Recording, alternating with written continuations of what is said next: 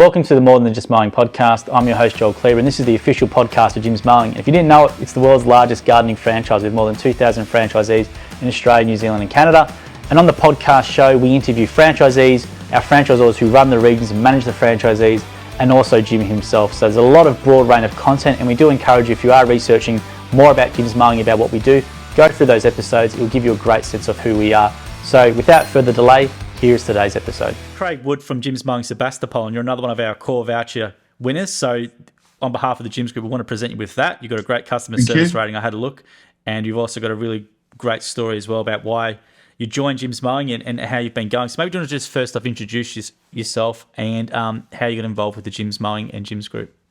Yeah, my name's Craig Wood. I live in Ballarat, and I've purchased a franchise which covers, my base area is Sebastopol, but I cover all over Ballarat and the surrounding regions. I joined up with Jim's, went through my training block and started in August of 2021, so nearly 2 years. And I was just looking for an opportunity to work for myself, have a bit of control around my situation financially, but also lifestyle-wise. And it's come through really well in that regard. And what were you doing prior to Jim's, Craig? Prior to Jim's, I worked in the printing and public relations areas for around 29 years. Wow. Working in middle management and team leadership, things like that. Became quite jaded and burnt out by the whole corporate world, and really tired. Stressed and anxious. I put on a lot of weight. Just needed something different in my life, and buying a Jim's franchise really has come through as a good decision I made. Yeah. Well, it's pretty tough to go from 29 years of employment to what you've done. Like, it's not easy. I think the longer you stay in employment, the harder it is to sort of pull away from it. So how was that early time making that transition from long-time employee to running your own business? How was it in the early days? Early days, it was a big risk, I guess, financially particularly, and also just the unknown. But I guess I just hung on pretty fast to the things Jim talked about at the induction and training, and just got out there and gave it a red-hot go. I think that's the thing. When you get into this sort of thing, you've got to sort of invest yourself completely, and get your head down and get into it. And as I said, it is a risk. Like anything in life is a risk, but it's I think it's a pretty strong system to get involved with. Really strong frameworks around how we deliver our service, but also how it can pay off as an income wise. And how was the body in the early days? My body laughed at me, I'm sure. I was crying at me and screaming at me for the first few weeks, because after having basically an office-bound job for, best part of 30 years, moving into a job where you're on your feet, doing physical stuff all day long, it was hard work, but you get used to it. I was surprised how quickly I did actually get used to it, and it's paid off because I've lost a lot of weight through doing this job. My mental health is so much better because I'm burning off any sort of negativity I feel like, any built-up stress. You sort of burn it off during the day because it's, a physical job. You're out in the fresh air. You're in different spots all the time. So I feel like it's been a really incredibly beneficial change in lifestyle. I love hearing that because it's something we don't really promote, like, when we, obviously advertise franchises, but yes, the mental health aspect is a big one, and the weight loss. Like, if you are an office worker or something and you want to lose those stubborn kgs, like you can't not lose them doing what you do. Like, if you're not losing the weight doing what you do, you're not obviously doing it right or doing it hard enough. So yeah, absolutely. I've lost best part of 10 kilos in the first 18 months I did. Wow. And that's without really changing my diet really that much. It's just the fact you're on your feet, you're out working, you're clocking up easily 10,000 steps a day. And at times, depending on how hilly the ground you're working on, you could be going up and down hills, so you get a bit puffed. But after a while, you don't get puffed because you just get used to it. And So that's been really good. My doctor is absolutely rapt because my cholesterol levels have gone down, blood pressure's gone down, reduced a lot of medications I was on for those issues I had, and I could be happy with that myself, obviously. That's great to hear. And what do you want to talk about the services you provide in your business? Are you doing the full gamut of services? What do you do for customers? I do mostly everything that Jim's Mowing offers. Because of my age, I'm 53. I sort of limit the amount of gutter cleaning I do, but that's my choice. If they're low-hanging gutters and I think I'm up to it, I'll do it. But that's really up to me as a franchise owner, what I do and what I don't do. Majority of my work is mowing, hedging, doing pruning, roses, hedges, all that sort of thing. It's really enjoyable work to do. Now, skill-wise, how did you find yourself doing that? Because you're probably coming from a completely unrelated field into doing it in the early days. So was it something where you took your time or you asked your franchisor? How did you go about getting those skills as you went? I've always enjoyed working on my own garden, like doing the mowing and the pruning myself. So I've always had a bit of I've always felt a bit of pride in how I'd presented my gardens and my yards and things like that. So I guess I had a bit of the inbuilt sort of knowledge to start with. I had all pretty good machinery at home, but also the Jim's training block for mowing was really helpful as well because you're learning off seasoned, experienced people, and they taught me a lot. And just working with some of the other franchisees in the early stages of my time, they showed me the ropes as well. So yeah, you pick it up fairly quickly as long as you pay attention to what's around you and who you're learning off. In Ballarat, I presume the grass grows a lot with the weather, and there's a lot of good gardens up there and some nice houses. I presume you would be working on every day. Yeah, there's plenty of work, that's for sure. The grass grows pretty green in Ballarat. It's a pretty damp, cool place. But also with that, you've got challenges in winter with boggy ground and things getting hard in summer as well. But you find other ways of getting that income in other ways. So you offer customers other services. If you can't cut the grass, well, how about I go and do some weeding for you, or I do a bit of pruning or hedging or things like that, just general tidying up around the place. And if you've got a good relationship with your customer base, they're open to that conversation, and often it'll work. It's great to hear. And the training itself, so you because when you started, I can't remember if it was still lockdowns and stuff going on. Did you do it in person or online? Well, my training was a bit unusual in that it was all in person until about the second day of our mowing training, and we went into lockdown. Yeah. Thanks, our lovely Premier Daniel Andrews. I remember that. And so I did the second half of my training online. So it was mostly all videoed and learnt that way. How's the in-person experience then for you? In person was wonderful. Yeah, great. You rub shoulders and chatted over meal times and morning tea, afternoon tea, etc., with other potential franchisees around you, and had one-on-one with Jim himself and with the trainers, and it was really beneficial being there. I think it's if I was to encourage anyone, it would be at the training, but also I found also having experienced remote learning with it as well, it was good too. Yeah. And with the training itself, was there anything you took away from those? Because there's a lot of information in those days, but was there things that you took away that worked in your business or you applied? Yeah, some of the training around managing your time was really good.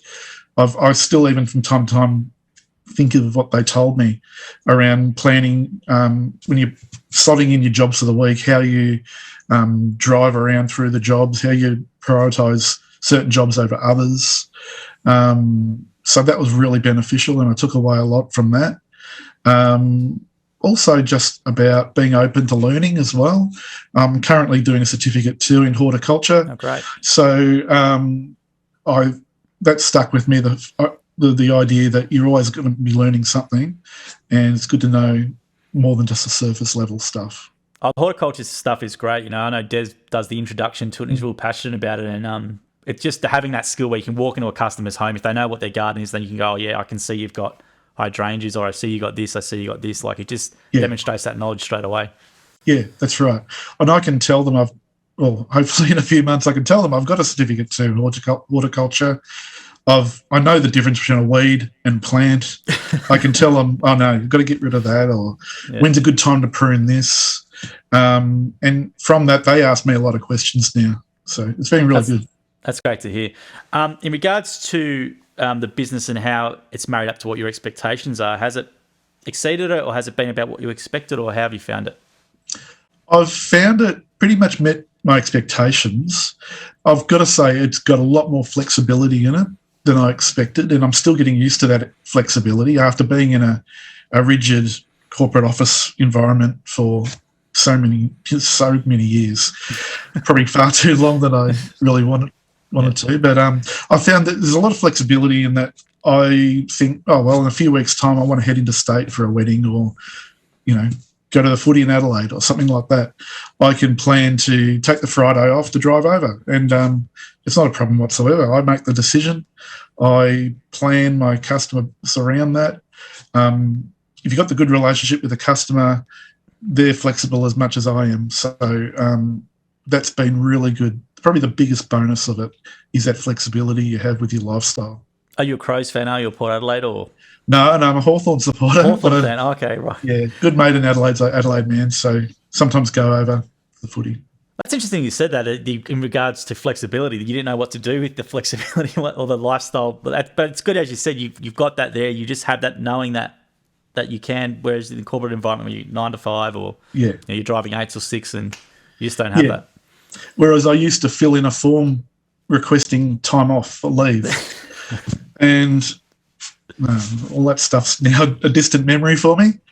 Yeah. I enjoy the flexibility. If I've got a doctor's appointment, whatever, I can make it any time of the day and just work around it. It's simple. And I mean, this would have been great when I had young kids, when they were in school, and I would have been able to be there a bit more for them. However, it's now I have that flexibility now with other things with my kids, so that's good.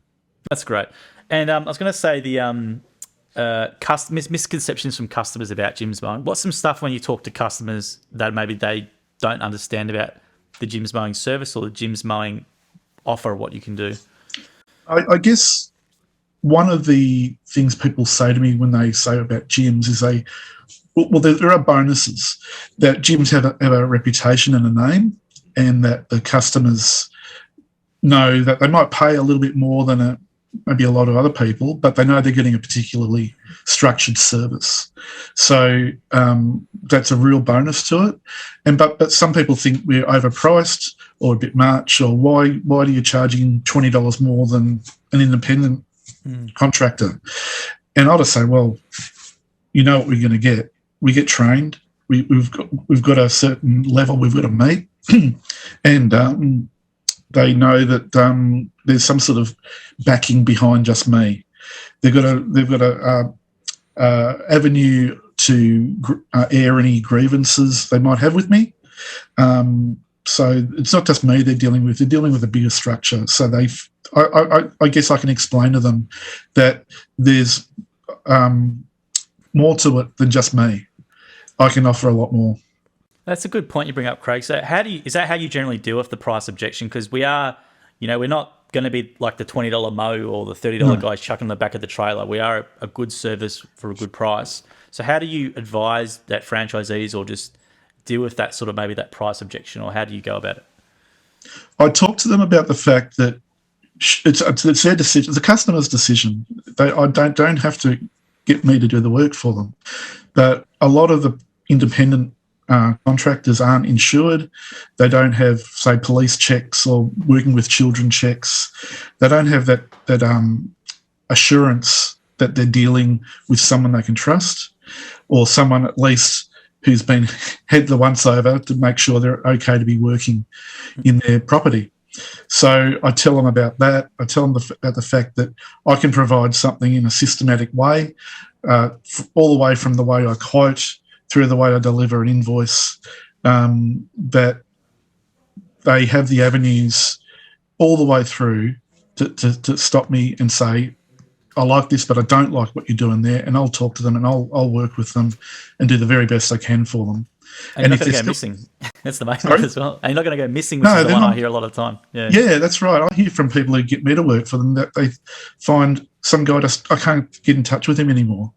So I really, and it all comes back to what Jim said in his initial training, is that your number one priority through the whole experience of being a Jim's franchisee is the relationship with your customer, and that if you've got that down and they trust you, the opportunities for income and work are just huge. Absolutely. And I was going to say and like with customers, like they get burnt once by an independent or whatever, they know that, I'm not going to do that again, and I'm going to be happy to pay for they have to sometimes, unfortunately, learn the hard lesson to then realize I've got to pay for a good provider and the trust and the name and these different things. Yeah. Cool. Yeah.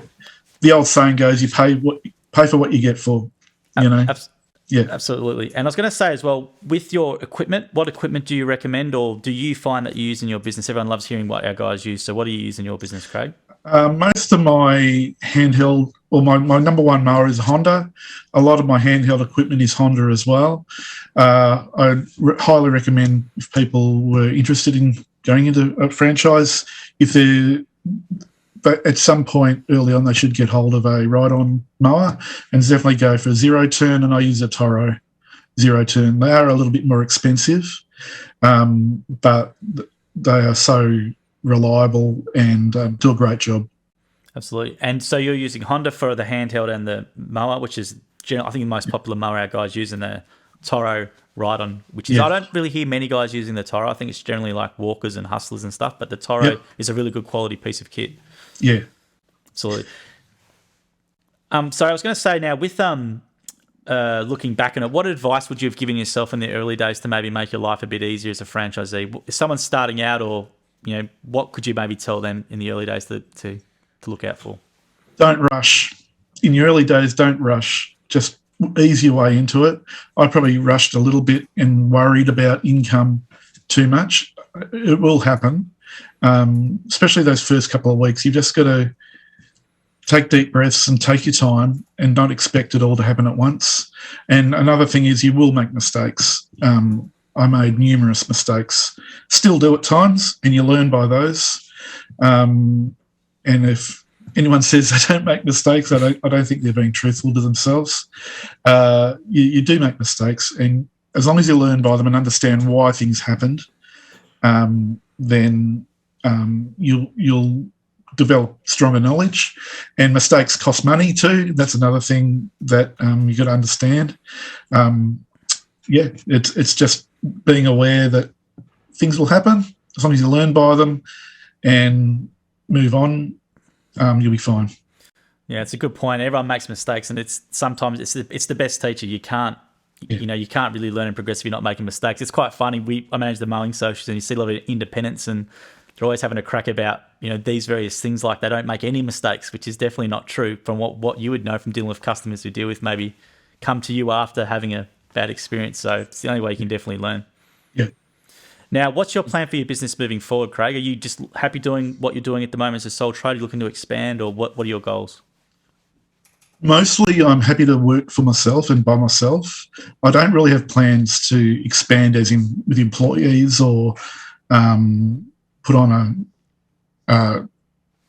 sorry, I'll start that again. That's all right. Put on an offsider sort of thing, yeah. Yeah, I don't really have plans to expand in that regard. I do have plans to streamline my customer list to be a certain type of property. But that will take time. It's about culling and making sure I've got customers who are reliable financially for me, as in will pay on time, people who I connect well with and that appreciate what I do, but more importantly, that I can deliver exactly what they want. So I don't have any concerns as far as losing them or anything like that. That's a great point, yeah, because you can shape your business the way you want it. So, having that, as you said, the customers you want, the types of properties, and if you want to do a split or something, or, whatever you want to do, that's the way to go. Yeah, absolutely. Yeah. Cool. Now, Craig, thank you very much for your time today. And I just want to, again, just thank you for being a star franchisee. I'm glad you talked about the mental health and the fitness component of being a Jim's Mowing franchisee. It's quite often understated, but it's definitely a main benefit. I meet guys a lot who, 65 or in their 60s who have been doing it for 20 years and they look like they're 45. So you look very young, mate. So it's keeping you young. And so on behalf of us as well, 2 nights to stay at any Accor hotel. There's like 1,400 of them around Australasia, so that's for you and your partner. Thank you. 50% of your dining bill. There's all these other benefits as well. So, on behalf of us, thank you very much for doing what you do and for joining us today on the Jim's Mowing podcast. We really appreciate it. Thanks, Joel. Thank you. Thanks, Craig. Thank you for listening to the episode of the More Than Just Mowing podcast by Jim's Mowing. If you do need help with your local gardening expert, please give us a call on 131 546 for Australia, 0800 454 654 for New Zealand, or head to jimsmowing.com.au or jimsmowing.co.nz. If you liked what you heard, please make sure to leave us a review as well, wherever you consume your podcast. We appreciate your support. And until next episode, we hope you have a great week.